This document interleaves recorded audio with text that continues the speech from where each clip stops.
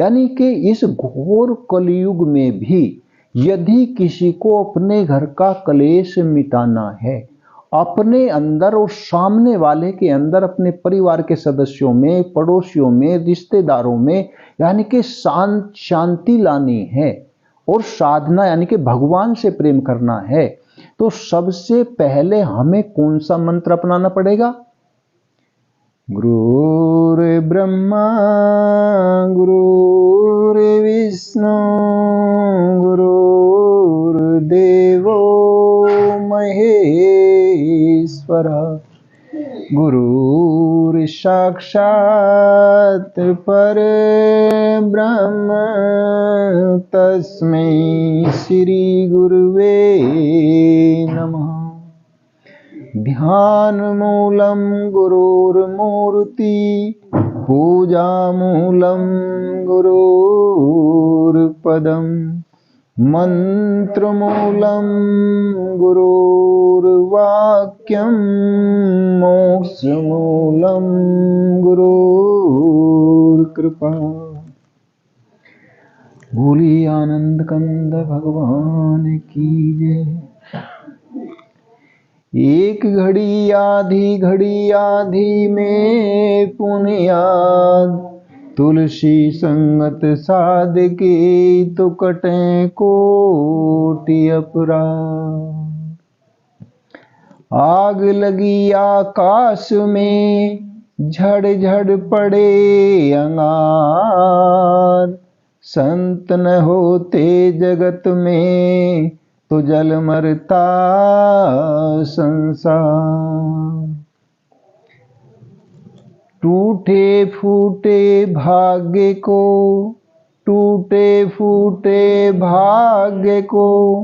संत देते हैं जोड़। संत बिचारे क्या करें, हम ही लेते हैं मुख मोड़। जय हो।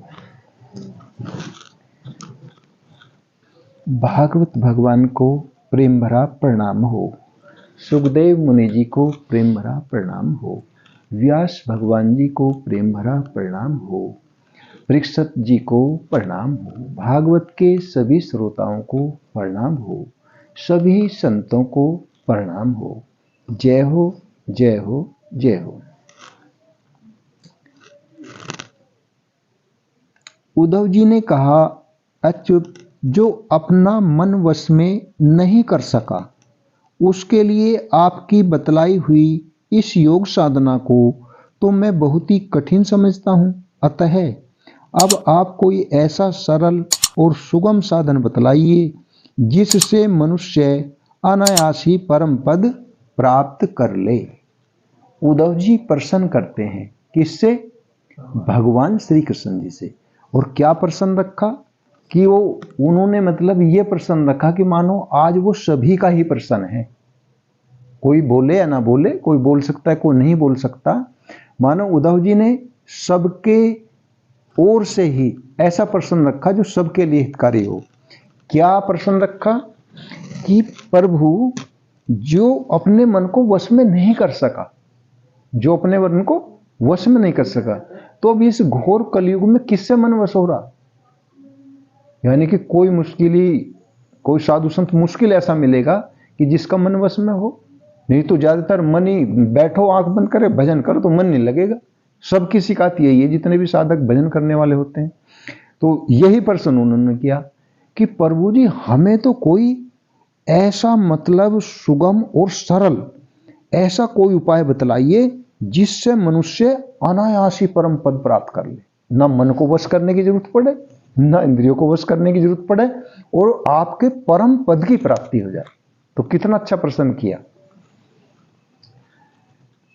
कमल नयन, आप जानते ही हैं कि अधिकांश योगी जब अपने मन को एकाग्र करने लगते हैं तब वे बार बार चेष्टा करने पर भी सफल न होने के कारण हार मान लेते हैं और उसे वश में न कर पाने के कारण दुखी हो जाते हैं। पद्मलोचन, आप विश्वेश्वर हैं। हे प्रभु, आप तो पूरे विश्व के स्वामी हैं। विश्वेश्वर यानी कि पूरे विश्व के स्वामी हैं। आपके ही द्वारा सारे संसार का नियमन होता है। इसी से सार असार विचार में चतुर मनुष्य आपके आनंदवर्षी चरण कमलों की शरण लेते हैं। मतलब सार आचार विचार में क्या सार है क्या निसार है, जो इस विचार में निपुण है। विचार क्या कहते हैं? तुलसीदास जी अपनी भाषा में कहते हैं, तन सुकाए पिंजर कियो और धरे रैन दिन ध्यान, तुलसी मिटे न वासना बिना विचारे ज्ञान। तो विचार किसको कहते हैं?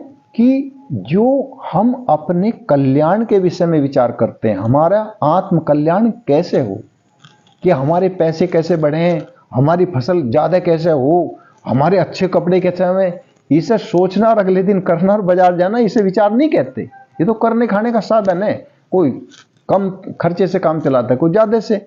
तो विचार संत महापुरुष किसे कहते हैं? कि जो अपने आत्म कल्याण के बारे में सोचता है, आत्म उन्नति के बारे में सोचता है, परम पद के बारे में सोचता है, तो उसे संत जन यानी कि विचार कहते हैं। तो सार असार विचार में जो चतुर है, मतलब ऐसे नहीं करना जाने, जो चतुर है, और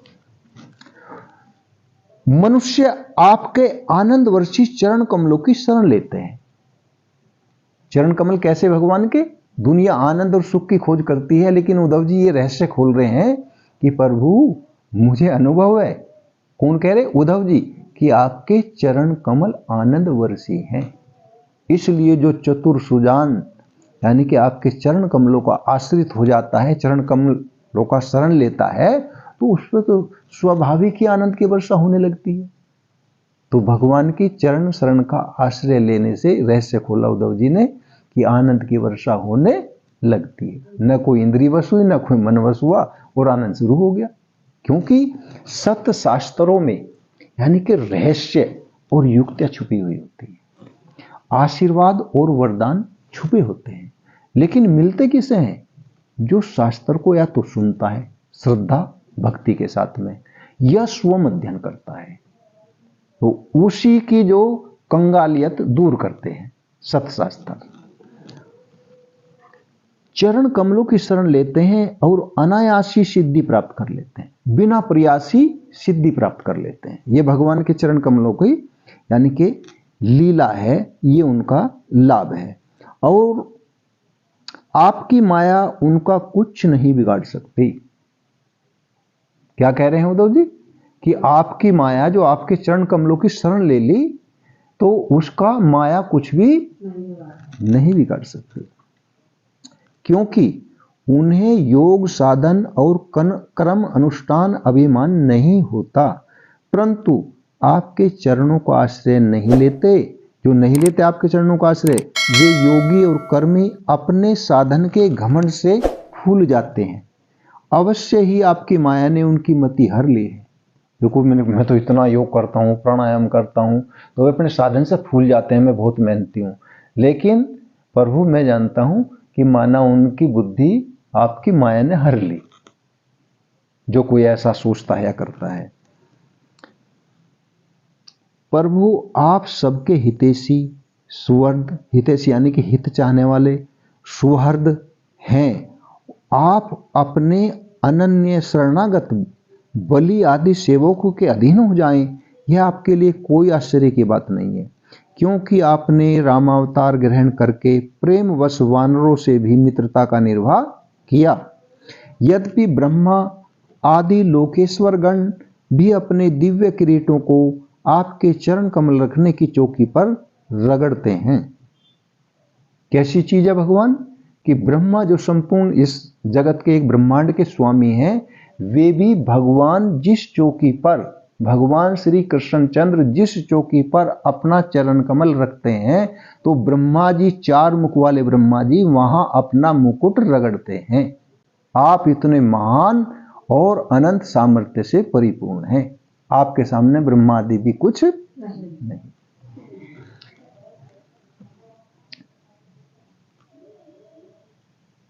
यद्यपि प्रभु आप सबके प्रियतम स्वामी और आत्मा हैं। प्रभु क्या क्या हैं आप सबके? वे कह रहे हैं कि प्रभु आप सबके प्रियतम यानी कि बहुत प्यारे प्रेमी और स्वामी हैं, सबके मालिक, और सबके आत्मा होकर बैठे। अभी तो प्रसन्न कर रहा है उद्धव, भगवान जी से अभी प्रसन्न कर रहा है। तो प्रसन्न करते ही करते तो प्रसन्न करता भी कितना ऊंचा ज्ञान का धनी है कि प्रसन्न में सारा भगवान के रहस्य खोल रहा है कि कैसा करने से भगवान का हमें क्या लाभ होगा। तो इस प्रकार से आप अपने क्या क्या बताए भगवान, हमारे प्रियतम, यानी कि प्रियतम कहते स्वामी को, प्रेमी को। आप हमारे प्रेमी भी हैं, स्वामी भी हैं, और हमारी आत्मा भी आप ही है। तो भगवान का था पता लग गया, यानी कि आप सबके आत्मा होकर बैठे हैं भगवान। ऐसा कौन बता रहे हैं? उद्धव। और साक्षात भगवान जी से कह रहे हैं, आप अपने अनन्य शरणागतों को सब कुछ दे देते हैं। यानी कि जो आपके अनन्य और शरणागत, दो शर्तें हैं, अनन्य और शरणागत। तो ये जो दो सद्गुण जिस भगत में आ जाते हैं तो उस भगत को आप सब कुछ दे देते हैं। उसे जानकर ऐसा कौन पुरुष होगा, जब आप इतने दयालु हैं तो आपने बलि, प्रहलाद आदि अपने भक्तों को जो कुछ दिया है, उसे जानकर ऐसा कौन पुरुष होगा जो आपको छोड़ देगा। बलि की कथा का पता है आपको, यानी कि उसे सूतल, पहले तो 3 पग में उसका सब कुछ ले लिया, शरीर भी ले लिया, तीसरा चरण कहां रखूं ऐसा सिर पे रखवाया, तो सब कुछ ले लिया। प्रभु सिर पे रख दो, मेरे शरीर ही बच रहा। आप धरती तो आपने नाप नहीं, स्वर्ग भी नाप लिया, स्वर्ग का और धरती का मैं राजा था, ये तो ले लिया। अब तीसरा पग मेरे शीश पे रख लो, रख लिया तो शरीर भी दे दिया मानो। और फिर भगवान जब प्रसन्न हुए तो सूतल लोक का नीचे का राज्य दे दिया, और प्रसन्न होकर ये ऊपर से उन्हें और क्या लाभ दिया कि मैं खुद तेरा द्वारपाल होकर चौकी करूंगा। बोलो, भगवान चौकी करने से भी मतलब हटते नहीं। तो अपने भगत की यानी कि सेवा करने, द्वारपाल, कि तुझे अब किसी राजा का भय, किसी की चढ़ाई का भय नहीं रहेगा, क्योंकि मैं तेरा द्वारपाल होकर चौकी करूंगा। तो इस प्रकार से अपने भक्तों को, यानी कि ऐसा कौन होगा जो आपके इन रहस्यों को समझ करके और आपको छोड़ देगा। फिर तुम कहेगा, अरे भगवान इतने कमाल के हैं, तो मैं तो बस भगवान को अभी प्राप्त करके रहूंगा, बस मैं तो भगवान के चरण कमलों के शरण हो रहा हूं। ऐसा सत्शास्त्र में कथा सुनकर, सत्संग में कथा सुनकर, और वो भगवान को मतलब वर्ण करने के लिए तैयार हो जाएगा, छोड़ने को तैयार नहीं होगा। अब तक क्यों छोड़ रखा? क्योंकि पता नहीं था कि भगवान इतने हमारे हितैषी हैं। यह बात किसी प्रकार बुद्धि में ही नहीं आती कि भला कोई विचारवान विस्मृति के गर्त में डालने वाले तुच्छ विषयों में ही फंसा रखने वाले भोगों को क्यों चाहेगा। हम लोग आपके चरण कमलों की रज के उपासक हैं। चरण कमलों के भी रज के उपासक हैं। चरण धूलि को, रज धूल को कहते हैं कि हम तो आपके चरण कमलों को, तो क्या आपकी चरण धूलि के भी उपासक हैं। उपासक हैं। हमारे लिए दुर्लभ ही क्या है भगवान, आप समस्त प्राणियों के अंतःकरण में अंतर्यामी रूप से और बाहर गुरु रूप से स्थित होकर उनके सारे पाप ताप मिटा देते हैं। लो जी, सारा ही भेद खोल दिया। क्या कह रहे कि प्रभु आप जो है अंदर तो मनुष्य के उसके दिल में अंतर्यामी रूप से बन के बैठ जाओ, और बाहर गुरु बन के बैठ जाओ। तो गुरु रूप में आप ज्ञान सुना करके जीव के सब पाप ताप मिटा देते हैं, और अंतर में अंतर्यामी रूप में आप विराजमान हो, वहां प्रकाशित हो जाते हैं। तो अंदर का अंदर से मिटा देते हो और बाहर का बाहर से। तो इस प्रकार से उनके सारे पाप ताप मिटा देते हैं और अपने वास्तविक स्वरूप को उनके प्रति प्रकट कर देते हैं। जब पाप ताप नाश हो जाते हैं उनकी कृपा से, तो फिर क्या लाभ होता है कि आप फिर अपने को संपूर्ण रूप से उसके सामने प्रकट कर देते हैं, फिर छिपाते नहीं हैं, और अपने वास्तविक स्वरूप को उनके प्रति प्रकट कर देते हैं। बड़े बड़े ब्रह्मज्ञानी ब्रह्मा जी के समान लंबी आयु पाकर भी आपके उपकारों का बदला नहीं चुका सकते। इसी से वे आपके उपकारों का स्मरण करके क्षण क्षण अधिक आनंद का अनुभव करते रहते हैं। कि प्रभु जो आपने ऐसे भक्तों पर जो दयाएं की हैं, तो वे आपका कैसे ऋण चुकाएं? कि उनके पास अपना तो कुछ है नहीं जो आपका ऋण चुका दे। तो वे किस बल से ऋण चुकाते हैं? कि वे एक ही उपाय ढूंढते हैं। ऐसे पहुंचे बहुत साधु संत, मतलब जो पहुंची हुई स्थिति में है, तो वे क्या करते हैं, उनके पास तो कुछ होता नहीं, वे आपका ऋण कैसे चुकावें? कि भाई आपने सब कुछ दे डाला उन्हें, अंदर से भी अंतर्यामी रूप से प्रकट हो गए, बाहर साकार रूप में प्रकट हो गए, उनको आनंद और ज्ञान से परिपूर्ण कर दिया। तो वे सोचे अब भगवान जी का ऋण कैसे चुकाएं? तो फिर वे जब और कोई उपाय या सामान उनके पास नहीं होता तो क्या करते हैं कि प्रभु आपकी सुमृति के बल पर ही वे आपका ऋण से उऋण हो जाते हैं। कौन सी है सबसे बड़ी सुमृति? ऋण उतारने की युक्ति क्या है इस सामने?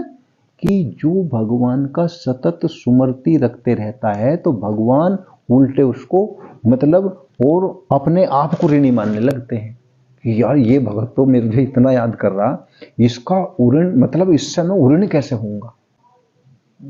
गोपियां हर समय उनको सुमरण करती थी, हर समय। तो जब वे अपने असली रूप में मतलब भाव में प्रकट होते, उनसे हंसी मजाक नहीं करते, तो उन्हें कहते हे गोपियों, मैं अपना जो भी मेरे पास है वो सर्वस्व दे करके भी मैं आपसे अपने आप को ऋण नहीं देखता। इतना तुमने मुझे ऋणी बना दिया, मेरे ऊपर इतना ऋण चुका दिया। क्योंकि वे जानते हैं कि हाथ पैर आदि से ये गाय को धोती हैं, बच्चे का पालन पोषण करती हैं, पशुओं का पालन पोषण करती हैं, लेकिन उनकी वृत्ति इतनी अंतर्मुख रहती थी कि जब वे अपने सास ससुर को भोजन कराती तो गोपियों के ऐसे ऐसे शास्त्र में रिकॉर्ड हैं, कैसे कैसे, कि जो घास जो चारा अपनी गाय को डालना था वो तो अपने ससुर की थाली में रख दिया, और जो थाली में सब्जी परोसनी थी वो गाय का जाकर डाल दी। कब होती है ऐसी गलती? कि मन तो अंदर से रस आ रहा भगवान का, अब मन और चित्त तो लग गया भगवान के चिंतन में, मन लग गया भगवान के मनन में, और बुद्धि लग गई भगवान के विचार में, और इंद्रिया कर रही कर्म। तो उसे ये भान नहीं रहता फिर कि मैं कौन सी चीज मुझे कहां रखनी, कौन सी चीज मुझे कहां रखनी। और वे तो भली भांति परिचित थे, वो तो आए दिन की बात थी, और ससुर जाना इनको भैया चलो खाने के नहीं सब खुद उठ कर ले लेते, क्योंकि ये तो नाम इनका शरीर तो है यार, ये तो कन्हैया के प्रेम में डूबी रहती है हर समय, परिवार वाले जानते थे उनको। तो इस प्रकार से आप समझ लिए। अब देखो कितनी आज की कथा में कितनी खास बात आई, यानी कि भगवान से जो भगवान ने तुम्हारे पर उऋण तुम्हें आनंदित कर दिया, तुम्हें ज्ञान दे दिया, तुम्हें परम पद दे दिया, तो अब तो तुम भगवान के ऋणी होगे। लेकिन वो भागवत में युक्ति बताते हैं सुखदेव मुनि जी, राजा परीक्षित को कहते हैं कि हे परीक्षित, जो सतत चिंतन करता है, भगवान की सतत प्रयत्न पूर्वक स्मृति करता है, तो इतना सब देने पर भी भगवान को संतोष नहीं होता। भगवान को संतोष नहीं होता। क्यों नहीं होता? क्योंकि ये तो सतत स्मृति कर रहा है, मैं इसको अब तक तो बहुत कुछ दे चुका, और ये अभी से लेना तो कुछ बाकी है नहीं, और मांगता भी नहीं है। अब लेना बाकी नहीं, मांगता नहीं है। अगर पूछूंगा भी तो ये कह देगा जी प्रभु मुझे तो आपका दिया सब कुछ है, तो ये लेने वाला भी नहीं, अब मैं इसके ऋण से उऋण कैसे हूं। तो यानी कि इतनी सुंदर गोपनीय और रहस्यमय युक्ति आज कथा में आई। कैसी? कि जो भगवान को भी मतलब ऋणी बना दे, जीव में वो सामर्थ्य कि भगवान की भूख मिटा दे। भगवान भी भूखे हैं, काहे के? भाव के। अब वो भाव जीव के पास है, किसी भजन के माध्यम से, किसी प्रार्थना के माध्यम से, या नाम जपते जपते ही भाव विभोर हो जाना भगवान का। तो यानी कि भगवान ऋणी इतना देकर भी उन्हें संतोष नहीं होगा। ऐसा होगा जन्म में क्या दे दूं, जन्म में क्या दे दूं। तो भगवान तो इसलिए कहते हैं कि हे गोपियों, बस तुम्हारा तो मैं सदा ऋणी बना रहूंगा। मतलब द्वापर युग में भी मैं नहीं देख पा रहा कि मैं तुम्हारा ऋण उतार दूं, और कलयुग में तो तुम्हारी गाथाएं ऐसी चलेंगी, कथाएं रह जाएंगी, और उन कथाओं को सुन सुन करके लोग प्रेमी हो जाएंगे और भक्ति को प्राप्त कर लेंगे। लेकिन मैं अपने आप को उऋण होने का कोई मार्ग नहीं देख पा रहा। ऐसा भगवान भाव विभोर हो जाते, गोपियों के साथ रोने लगते, कभी नाचने लगते, कभी हंसने लगते। तो भागवत में बस ऐसे ऐसे रहस्य हैं, अगर कोई सुने कि हजार हजार वर्ष की तपस्या करने के बाद भी जिस चीज की प्राप्ति नहीं होती, वो भागवत में सहज में हो जाती, वो भागवत में सहज में प्राप्त हो जाती है। ऐसी ये तो सारे पाप ताप मिटा देते हैं और अपने वास्तविक स्वरूप को उनके प्रति प्रकट कर देते हैं। बड़े बड़े ब्रह्मज्ञानी ब्रह्मा जी के समान लंबी आयु पाकर भी आपके उपकारों का बदला नहीं चुका सकते। इसी से वे आपके उपकारों का स्मरण करके क्षण क्षण अधिक अधिक आनंद का अनुभव करते रहते हैं। क्योंकि अब ये लेते ही नहीं है, तो भगवान क्या करते हैं फिर कि भाई मैं इनसे ऋण तो नहीं हो सकता। वे भी क्षण क्षण स्मरण करते हैं और भगवान क्षण क्षण ही उसे आनंद बढ़ाते रहते हैं। क्या करते रहते हैं? आनंद बढ़ाते रहते हैं। श्री सुखदेव जी कहते हैं, परीक्षित, भगवान श्री कृष्ण ब्रह्मा आदि ईश्वरों के भी ईश्वर हैं। एक दो बार पहले बोला नहीं आपको कि भगवान हमारे परमेश्वर है, ईश्वर नहीं है। यानी कि परमेश्वर किसे कहते हैं? जो ईश्वर कोई भी ईश्वर हो, या जिनके बाद कोई उनको नियमन करने वाला, उन्हें कंट्रोल करने वाला कोई शक्ति शेष न बची हो, वही परमेश्वर होता है। तो भागवत में आया नहीं हुई कि वे ईश्वरों के भी ईश्वर हैं। तो जो हमने सत्संग में पहले बात सुन ली और फिर वही भागवत में आ जाती है, तो उससे हमारे मन बुद्धि बिल्कुल पुष्ट हो जाते हैं, स्थित हो जाते हैं ज्ञान में, कि ये ज्ञान सत्य और दृढ़ हो जाता है ज्ञान।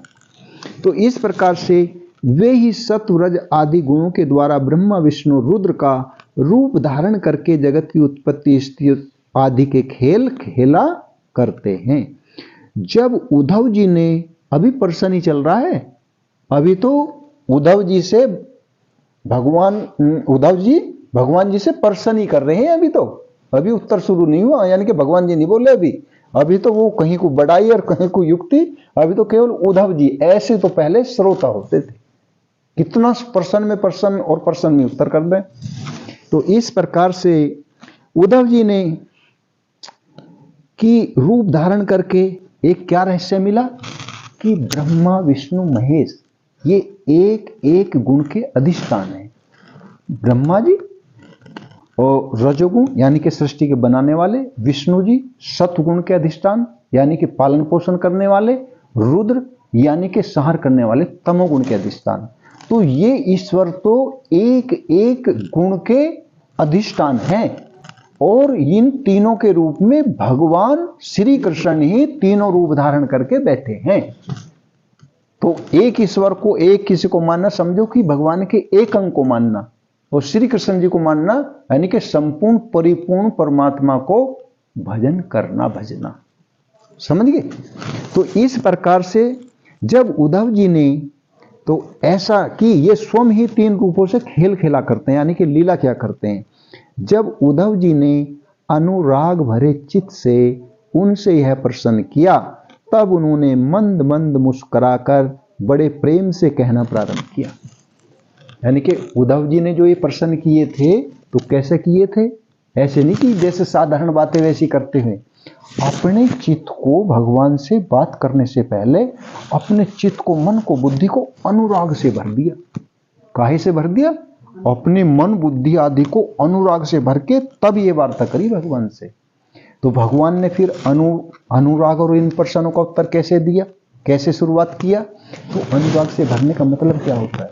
जैसे एक तुम भजन कर रहे हो, नाम जप कर रहे हो, तो एक तो ये होगा कि नाम जप करे, थोड़ी देर मन वहां को चला गया, फिर भजन में आ गया, थोड़ी देर कोई वो विचार आ गया, फिर मन वहां आ गया, थोड़ी देर को कुछ और ध्यान आ गया, फिर मन घूम कर वहां आ गया। तो ऐसा नहीं था मन उद्धव का, कैसा था? अनुराग से भरा हुआ, अनुराग से भरा कि अचल रूप से भगवान के चरण कमलों की सुमरती और उन्हीं से वार्तालाप। उनके बीच बीच में संसार नहीं आता। जिस मन बुद्धि चित्त इन तीनों करणों के बीच में संसार बिल्कुल लुप्त हो जाता है, और जितने समय तक लुप्त रहता है उन क्षणों को अनुराग कहते हैं। यानी कि सामने खाने की चीज रखी हो, स्वादिष्ट से स्वादिष्ट, और उसे दर्शन करके भी खाने की इच्छा न हो, ये अनुराग का लक्षण। ठीक है? तो अनुराग से अपने चित्त को भरा, तब तो ये प्रश्न किए उद्धव जी ने। और फिर तो भगवान ने किस ढंग से इनका उत्तर दिया? श्री भगवान ने कहा, प्रिय उद्धव, तो ऐसा बोला, लेकिन कैसे बोला? जब वे तो अनुराग से भर गए, अनुराग भरे चित्त से उनसे यह प्रश्न किया, तब, अब सावधान होकर सुनो, तब उन्होंने मंद मंद मुस्कुराकर बड़े प्रेम से कहना प्रारंभ किया। पहले भगवान मुस्कुराए, मंद मंद मुस्कुराए, और मुस्कुराते मुस्कुराते पर प्रेम से साथ में प्रेम रस घोला। भगवान ने जो शब्द बोलना चाहते थे उनमें प्रेम रस घोला, और तब इस प्रकार से कहना प्रारंभ किया। क्या किया? श्री भगवान ने कहा, प्रिय उद्धव, अब मैं तुम्हें अपने उन मंगलमय भागवत धर्मों का उपदेश करता हूं जिनका श्रद्धा पूर्वक आचरण करने से। अब भगवान जी ने शुरू कर दिया।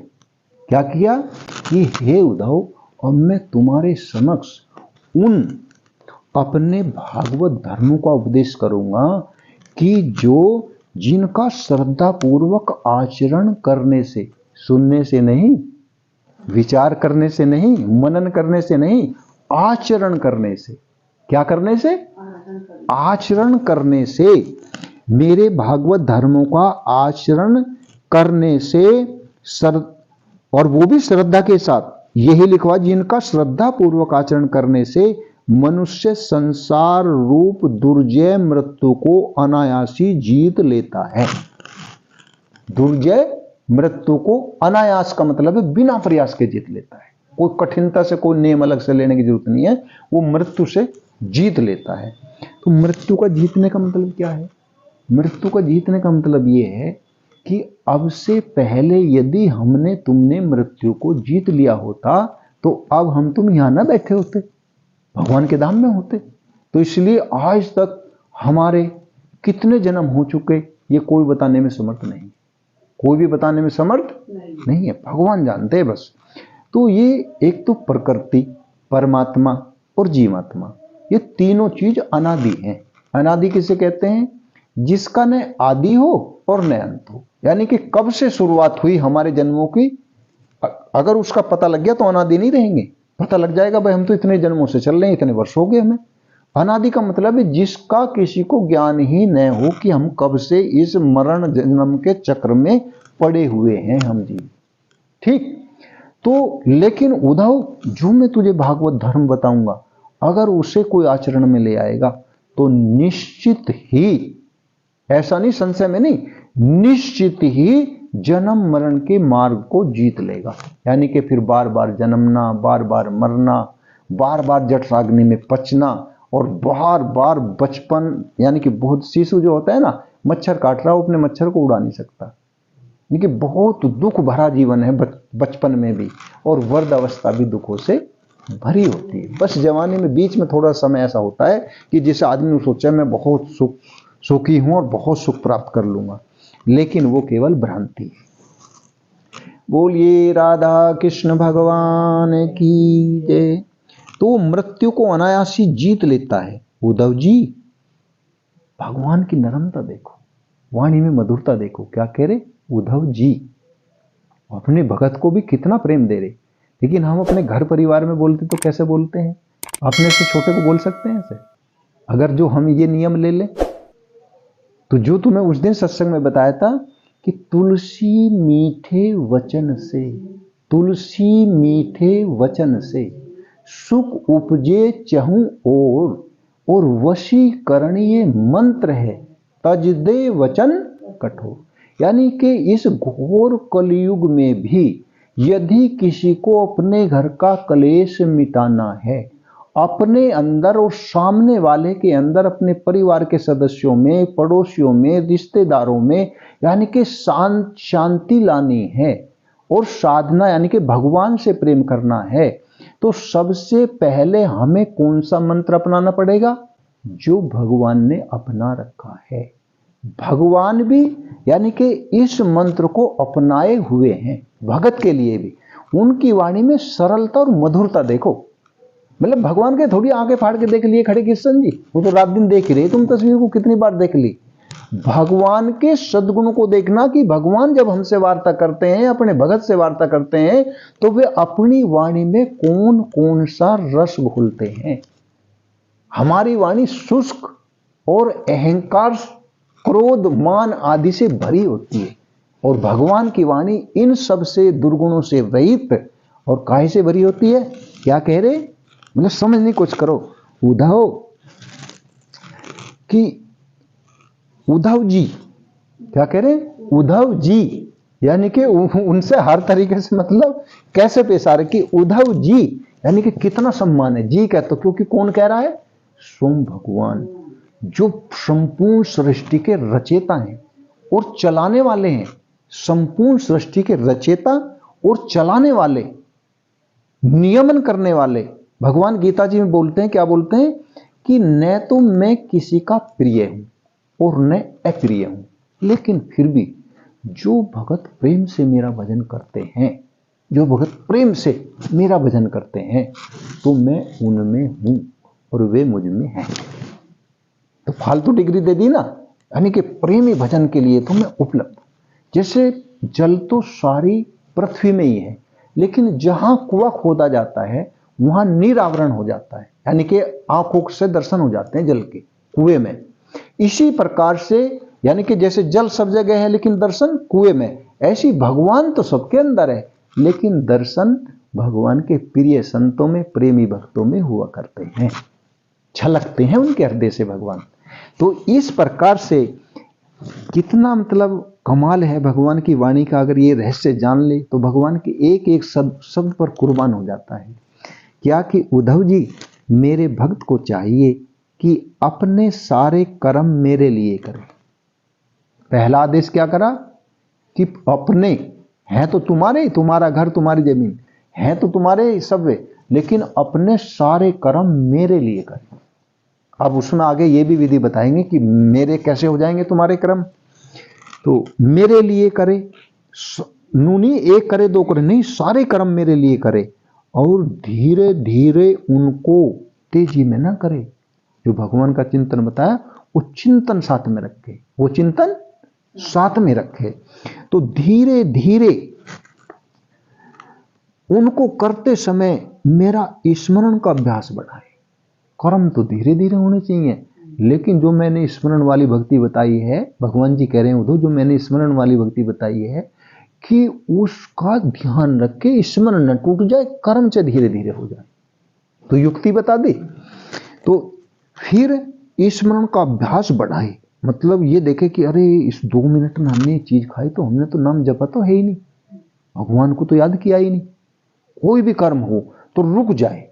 कैसे होगा अभ्यास, कोई भी कर्म कर रहे तो उस कर्म को रोक दे, क्योंकि हमारा सुमरण पर अधिकार इतना नहीं है जितना अपनी इंद्रियों पे। इंद्रिया रुक गई तो मन थोड़ी देर में विचार करेगा, चिंतन मनन करेगा कि क्यों रुके भाई, हमें तो काम करना है फिर भी हमें करना, इसलिए रुके भैया। मन को कह दो पहले मनन, भगवान को याद कर। बुद्धि से कह दो पहले भगवान का विचार कर। चित्त से कह दो पहले भगवान का चिंतन कर। अंदर जब सुमरण शुरू हो जाए फिर उस कर्म को धीरे धीरे करो। अगर फिर भी स्मृति हो जाए तो फिर अंदर ही पहुंचो, अपने इंद्रियों को रोक दो, रुक जाओ। हमें जल्दी करके कहां जाना, हमारा काम वो नहीं है, हमारा काम है अंदर सुमरण सतत करना। तो भगवान कितने प्रेम से और कितनी सूक्ष्म और मधुर वाणी में समझा रहे हैं, समझा रहे हैं नहीं समझा रहे हैं। तो इस प्रकार से उस अभ्यास को बढ़ाए कुछ ही दिनों में, कुछ ही, अब देखो कितना कमाल, कुछ ही दिनों में उसके मन चित्त मुझ में समर्पित हो जाएंगे। इस अभ्यास का परिणाम क्या होगा कि उसके मन चित्त मुझ में समर्पित हो जाएंगे। करने नहीं पड़ेंगे, क्योंकि कर्म तो इंद्रिय कर रही, तो वो विभाग अलग हो गया। और मन हमने अभ्यास पूर्वक रुक रुक करके काम में से और अंदर का सुमरण मजबूत कर दिया। तो उद्धव इसका फल ये होगा कि उसके सारे कर्म, यानी कि अंदर का चिंतन समर्पित हो गया तो सब बाहर का भी हो जाएगा। ये नियम है, अंदर का समर्पित होगा बाहर का भी। तो उसके सारे, यानी कि उसके ऐसा अभ्यास करने से उसके मन और चित्त मुझ में समर्पित हो जाएंगे। उसके मन और आत्मा, अब फिर दोबारा से मन आया, फिर आया आत्मा, उसके मन और आत्मा मेरे ही धर्मों में रम जाएंगे। मन और आत्मा फिर उसे संसार की स्मृति नहीं रहेगी, मेरे धर्म को ही जो कर्म करेंगे, यानी कि वो कर्म नहीं रहा अब, क्योंकि हर समय सुमरन चल रहा। तो तुम्हारे जो कर्म हैं उन सब कर्मों के स्वामी कौन हो गए, भगवान, क्योंकि मन बुद्धि और चित्त तो भगवान में लग गए। और फिर अब के भगवान ने एक उपलब्धि और दे दी कि जब तुम्हारी तीन चीज तुम्हारे कब्जे में, मन बुद्धि और चित्त, जो व्यक्ति इन तीन को लगाता है, भगवान की वाणी में संकेत है, तो मैं जो आत्मा रूप से बैठा हूं तो मैं भी वहीं लग जाता हूं जहां तीनों चीजें लग जाती हैं। यानी कि आत्मा से फिर भगवान का भजन होने लगता है। मेरे ही धर्मों में रम जाएंगे मेरे भक्त साधुजन, यानी कि मेरे जो भक्त हैं साधुजन, जिन पवित्र स्थानों में निवास करते हों, इस लेवल के जो प्रियतन पूर्वक हर समय मेरे में ही मेरा ही सुमरण कर रहे हैं, मेरे धर्मों में रमण कर रहे हैं, तो वे जिन स्थानों में निवास करते हों उन्हीं में रहे। प्रियतन पूर्वक जहां ऐसे साधुजन रहते हों तो उन्हीं स्थानों में ज्यादा से ज्यादा समय बिताए। क्यों? क्योंकि उन्हीं में रहे और देवता, असुर अथवा मनुष्यों में जो मेरे अनन्य भक्त हों उनके आचरणों का अनुसरण करे। क्यों रहे? क्योंकि देखे कि कैसे तो ये भोजन कर रहे, कैसे ये चलते हैं और कैसे ये अपने कार्य करते हैं। फिर जैसे धीरे धीरे आराम से हंसते बोलते यानी कि वे कार्य करें, तो ऐसे ही फिर तुम करो। जब भी तो नकल करोगे जब तुम देखोगे किसी को करते हुए, नहीं तो मन अंदर से जवाब देगा, अरे मन बुद्धि चित्त जब उसमें लग जाएंगे भगवान में तो कहां कर्म होगा फिर। लेकिन वे साधुजन करके दिखा देंगे तुम्हें, क्योंकि वे तो कर रहे हैं, तुम्हें तो देखना है। तो तुम्हारे मन बुद्धि को प्रैक्टिकल उत्तर मिल जाएगा कि भाई जब ये भी स्नान कर रहा है, कपड़े भी धो रहा है, भोजन भी कर रहा है, चल भी रहा है, हमसे बात भी कर रहा है, तो जब ये कर रहा है तो ये भी इंसान ही, तो मन तो क्यों नहीं कर सकता। ऐसा फिर उनको दबाव में लेकर के तो तुम्हारा मन बुद्धि भी ऐसा ही करने के लिए बाध्य हो जाएगा। तो इस प्रकार से पता लग गया क्यों रहे उनके साथ में ज्यादा समय क्यों बिताए। क्योंकि वे मेरे मनुष्यों में जो मेरे अनन्य भक्त हों उनके आचरणों का अनुसरण करे।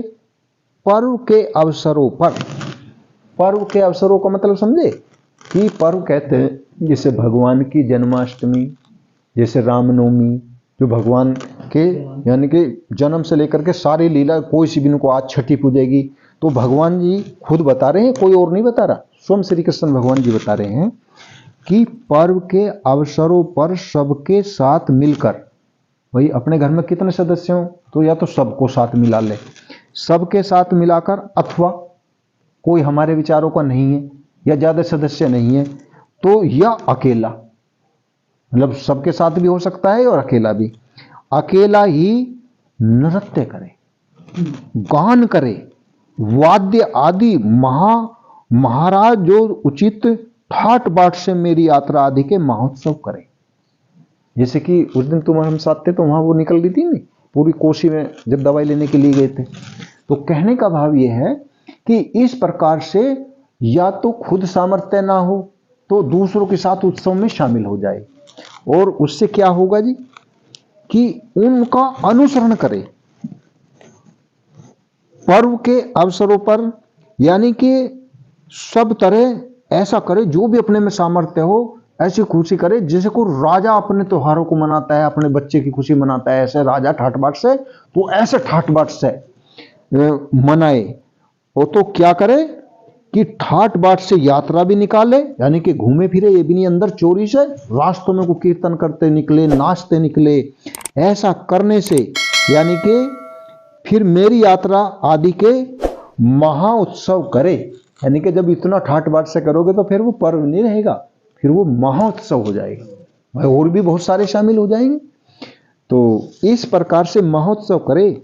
शुद्ध अंतःकरण पुरुष, शुद्ध अंतःकरण पुरुष आकाश के समान बाहर और भीतर परिपूर्ण एवं आवरण शून्य मुझ परमात्मा को ही समस्त प्राणियों और अपने हृदय में स्थित देखे। क्या समझे इस मत का? जिस समय उस महोत्सव को करे और नाच गान करे, लज्जा भय संकोच त्याग दे, तो उस समय कैसा भाव करना चाहिए?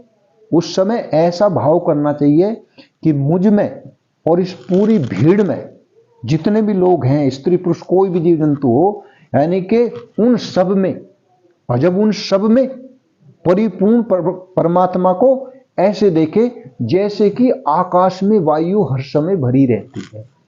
आकाश में वायु भरी रहती है, ऐसे ही सब प्राणियों में जो मेरा परमात्मा, जिसके लिए मैं पर्व मना रहा हूं या मना रही हूं, यानी कि ऐसे ही मेरे परमात्मा तो वायु से भी सूक्ष्म है।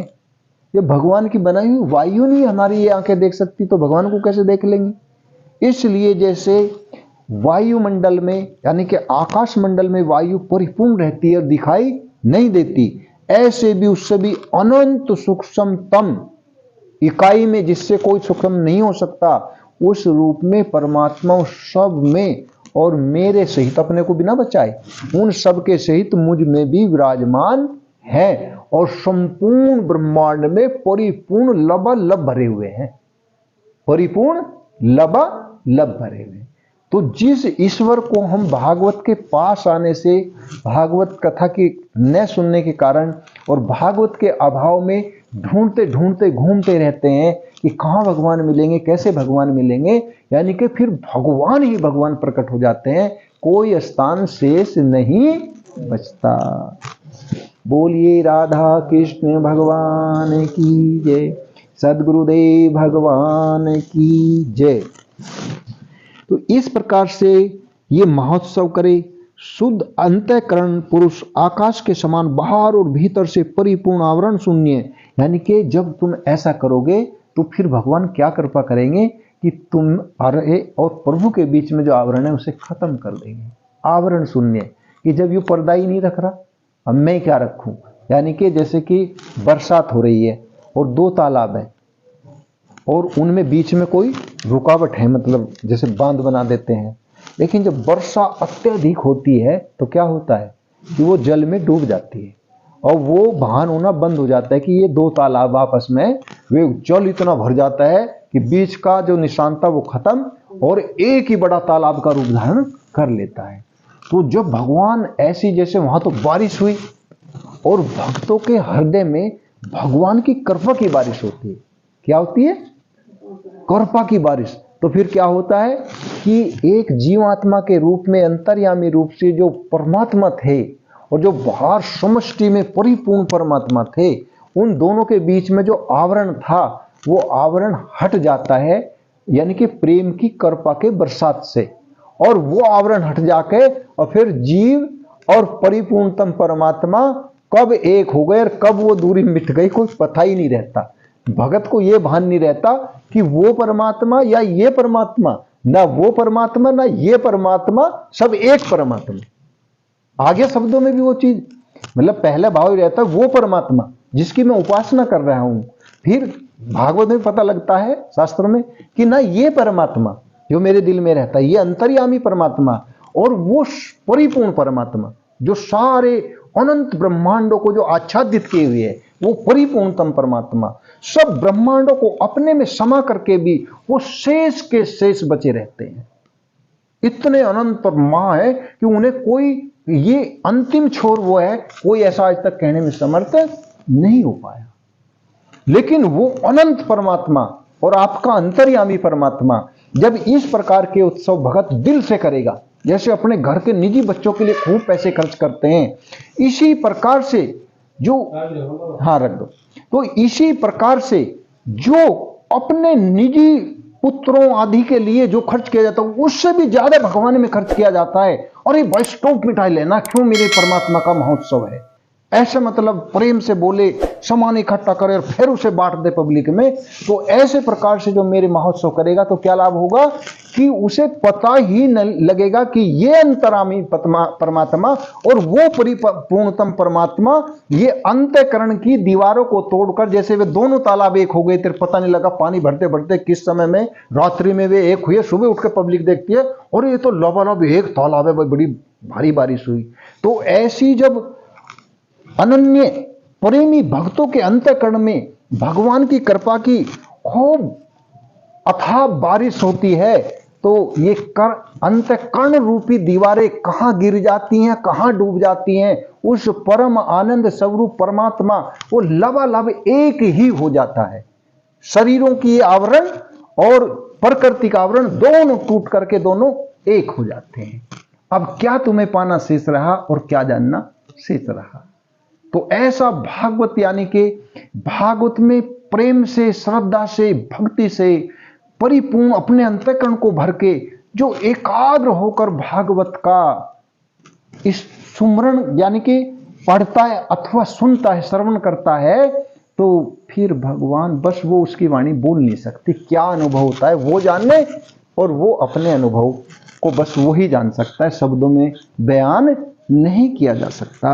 बोले राधा कृष्ण भगवान की जय, बोली रामचंद्र भगवान की जय, राम लक्ष्मण जानकी जय बोलो, हनुमान की जय। श्री राम, जय श्री राम, जय।